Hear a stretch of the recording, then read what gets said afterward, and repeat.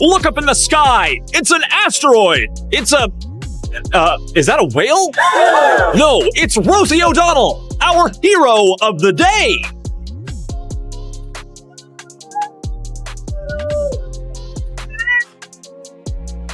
Wherever Rosie O'Donnell's gone, she's probably eating a leprechaun. Rosie O'Donnell just walked into a disaster wearing her ego like armor, and it shattered instantly. Gutfeld and Megyn Kelly didn't just roast her, they torched her with cold sarcasm and zero mercy. She tried to flex but tripped on her own bad takes and fell face first into a verbal ambush. What followed wasn't just a clapback, it was a full-blown public takedown. This wasn't a debate, this was a dismantling, and trust me, you won't believe what they said. She's our hero of the day for leaving America if Trump won, and relocating to Ireland, where she's still not funny. So many celebs say they're going to do it, but never do. But does she have any regrets? I have no regrets. Not a day has gone by that I thought it was the wrong decision. I was welcomed with open arms. I knew after reading Project 2025 that if Trump got in, it was time for me and my non-binary child to leave the country. If chaos had a voice, a Twitter feed, and a grudge against logic, it would sound exactly like Rosie O'Donnell on a caffeine bender. After decades of turning every spotlight into a fire drill, you'd think she'd try something revolutionary, like humility. But nope, Rosie's doubling down like someone who thinks volume equals truth and delusion counts as insight. It's not just embarrassing, it's performance art in denial. We are about to see Miranda, the character played by Cynthia Nixon, who is so annoying, in bed with a virgin nun played by Rosie O'Donnell. I just threw up a little in my mouth. Go ahead, roll it. You are amazing. Oh, I have never experienced anything like that. oh, Ew. that's a nice way to wake up. Oh, you are really, really something. And Oh my God, yes. It felt so, I don't know, electric, and yet still so natural. I never dreamed my first time could be both those things. first time. Mhm. Oh my God. I'm so grossed out, Emily. You have to talk. I can't. Rosie's entire persona feels like that one bitter aunt at Thanksgiving, the one who shows up empty-handed, unloads unsolicited trauma on everyone, hijacks every convo, and still insists on taking all the leftovers. She's not just loud, she's the human version of a microwave screeching at full volume the moment your sanity runs out. Watching her chase relevance is like watching someone crash their own car over and over, then call it art. Mr. Trump, one of the things people love about you is you speak your mind and you don't use a politician's filter. However, that is not without its downsides, in particular when it comes to women. You've called women you don't like fat pigs, dogs, slobs, and disgusting animals. Your Twitter account Only Rosie O'Donnell. And then stroll in Megyn Kelly and Gutfeld, armed to the teeth with receipts, sarcasm, and the kind of patience only survivors of repeated Rosie rants could possibly have left. They've heard enough of her greatest hits, those tone-deaf anthems like Scream Into the Void, My Career's Not My Fault, The World Hates Me, and of course the #1 single on the Delusion charts, Blame Trump and Everyone But Me. This wasn't a debate, it was a wake-up call wrapped in savage truth. But once you've decided against all evidence and reality that you are the good guy, you can excuse anything. They even push the myth that Musk is in it for himself. Have you seen Tesla's stock lately? It's lower than Rosie O'Donnell's testicles.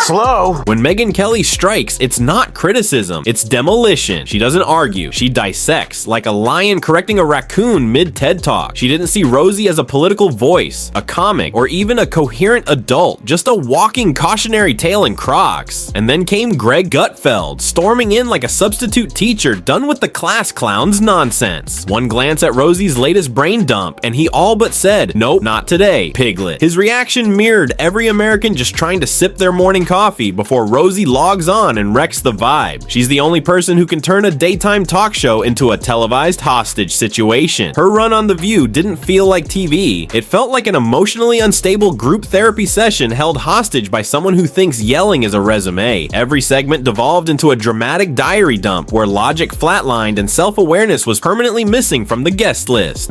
Wow, she's nuts. Hey. Apparently America couldn't be happier, but like I said, she's our hero of the day for doing what so many other celebs don't have the guts to do. Wow, first Ellen, now Rosie. Makes you wonder what lesbian will leave next.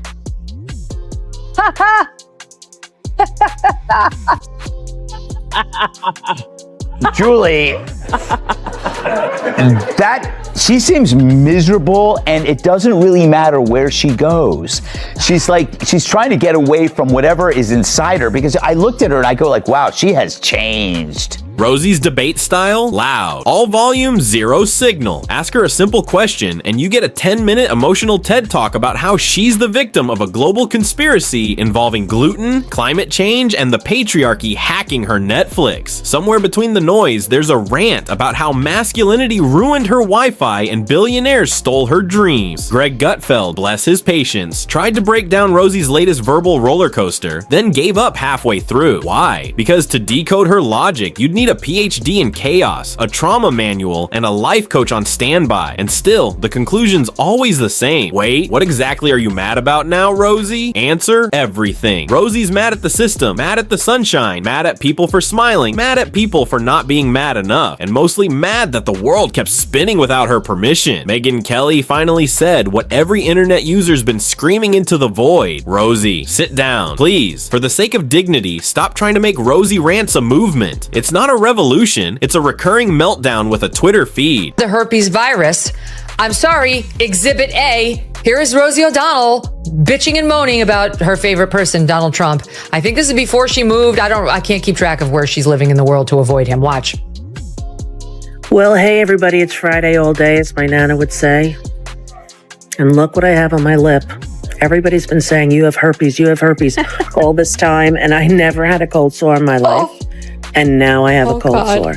And it makes me think that perhaps this weird pimple that had a tiny little head was a cold sore too. And so I talked to my doctor today and I did a video telehealth.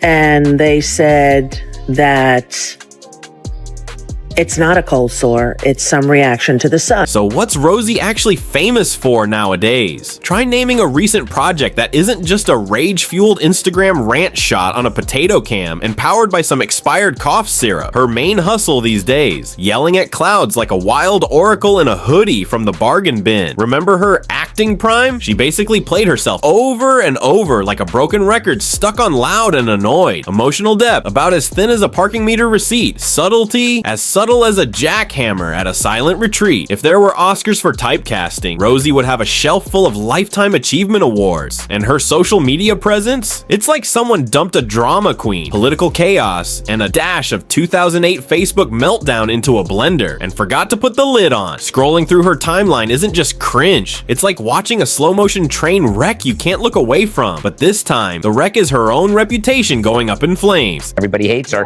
That's the same thing with Rosie. You know why she's leaving, right? We know why she's leaving. Come on, we know. It's literally an ego trip. Once nobody likes you, you just leave. So when are you leaving, Jesse? It's such mundane commentary. Oh, we agree. You're so enlightened. Oh, I agree with her. Oh, shut up.